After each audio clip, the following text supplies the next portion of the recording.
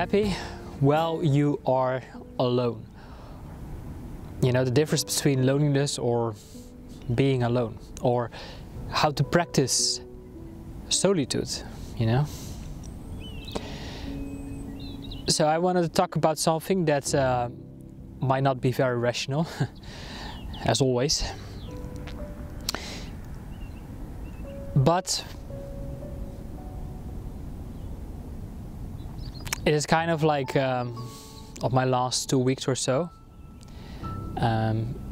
I think it has to do with peeling some layers.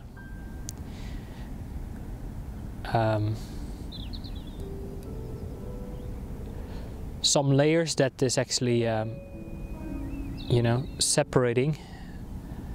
It's separating from who you really are. Or it's creating like separation between two of your, let's say, different kind of personalities.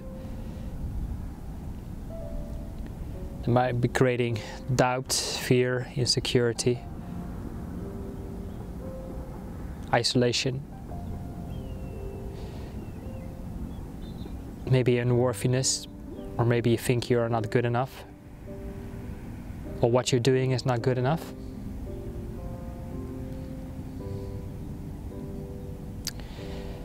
And then we are creating a never-ending cycle of the mind, you know. And when I talk about the minds, and this time I talk about more like the ego. The ego that is very much concerned with your need for survival, safety, security. And that program, that condition, all these thoughts,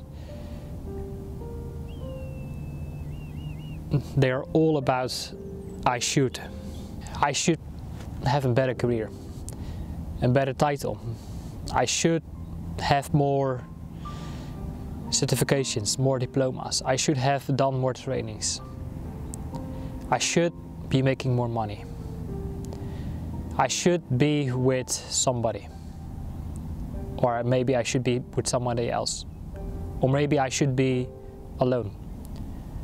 Or maybe I should be both. Or maybe I should be traveling. Or maybe I should be somewhere else. I should be successful. I should be driving a better car, a nicer car, a newer car. Because we think that once we can get that, once we can fill up that desire, then we can have peace. Because the moment we have realized that goal,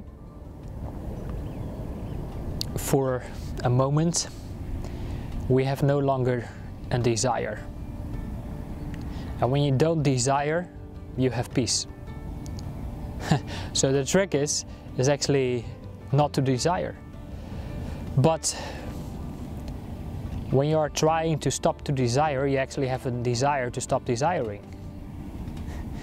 It's one of the best lectures I found from Alan Watts, a philosopher. But what has this actually to do with, you know, overcoming, let's say, loneliness, or the feeling of separation, or the feeling of isolation, or what has this to do with practicing solitude? The thing is, what creates actually isolation is the programs that are going on in your mind, your conditions. And it's more the thoughts that are coming, of course, from the ego. The ego that is running this program, like, I should, you know, I should do this, I should have that, I should be like that, I should be someone different. Because maybe something is wrong with me. And as long as we keep running these kind of programs, these kind of conditions, you know, no matter what you do, no matter what you have, no matter who you're trying to be, there will always be this sense of separation within yourself. And as long as you have this separation within yourself, you know, you will always feel lonely. And I can say right now to you, you know, like, hey, you should go out in nature, you know. You should have long walks in nature, you should ground yourself, you should, you know, do this, you should do that, and you should go there. Again, these are all other shoots. Because, you know, recently I found that even when I'm in nature, I go for my long walks, I can hike for 10-15 miles or whatever, you know. But then I had this thought like, you know what, I'm not deserving this. I'm not deserving this because I don't have success. I'm not making enough money, I don't have the career that I want. I have a part-time job, maybe. I'm trading my time for income. And I should, you know, do something different. I should, you know, make my money in a different way. I should make more money. And then I can have my peace. Then I can have then I can deserve it to have a rest. Then I can deserve it to do the things that I enjoy doing. And while I was at the most peaceful places, you know, I was still not really at peace. And I had very moments that, you know, I was alone and I was kind of feeling connected. But then eventually, like, it was still not enough. Because there was another part of me, you know, that also wants to have you know, that wants to feel maybe creative or productive and be of service. And I felt that doing the things, you know, like getting out in nature, I felt sometimes that I was not really of being a service, you know. I was just like maybe not doing enough. And that probably created a little bit of isolation or, you know, separation within myself, because I probably have different parts within myself, different kind of personalities. So is you. And I think it's very important to recognize these different kind of personalities and make peace with them, with both of them, you know. Don't try to lean to the other side, trying to, you know, make that part whole, but suppress the other part of you, because then you still have, you know, separation within yourself. It's to really become aware of them, and start recognizing them, and see it as a whole being, you know, a whole being that is maybe both intellectual, but also creative, and also spiritual, intuitive, and that you can use these two different parts of you, you know, and make them all use them all, make harmony and balance them out, have balance. Practical example, you know, I can right now make my videos, but if I just leave these videos on my hard disk, or the only thing I do is just upload these videos on YouTube, but I'm not really doing anything else with it, you know, then I feel like I'm not really being of service, you know, because these videos are not getting seen.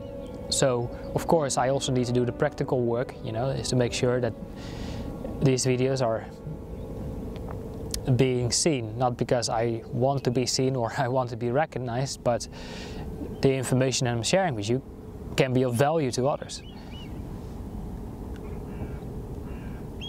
And then I can, you know, fill up that other part, then I can also feel satisfied and fulfilled with that other part.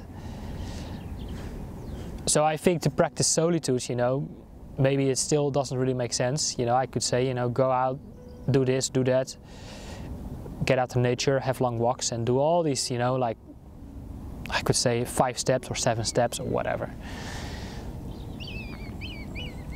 But I think it goes a little bit further than, you know, do the practical things. Like if you do this, then you know, you can feel connected when you're alone. Again, no matter where you are, what you do or what you have,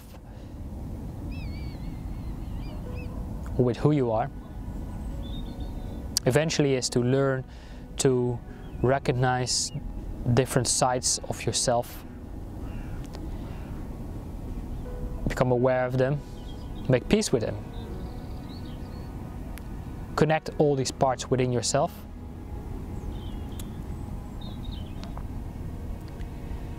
and find a way to satisfy them both.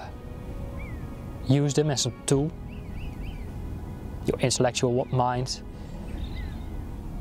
your thinking, your intuition, your creative sides, all these kind of things, all these different kind of sides, and learn to work with them in a harmonious and balanced way. Then I think you can create a greater sense, or you can experience a greater sense of wholeness. So to give this video a wrap, to practice solitude, or to be happy when you're alone, is to practice what I have just mentioned to you. So I hope this was helpful. I hope you saw some powerful insights in this. Please let me know what you got out of this. Just drop a comment below, and I will look forward to see you on my next videos. Take care for now. Bye bye.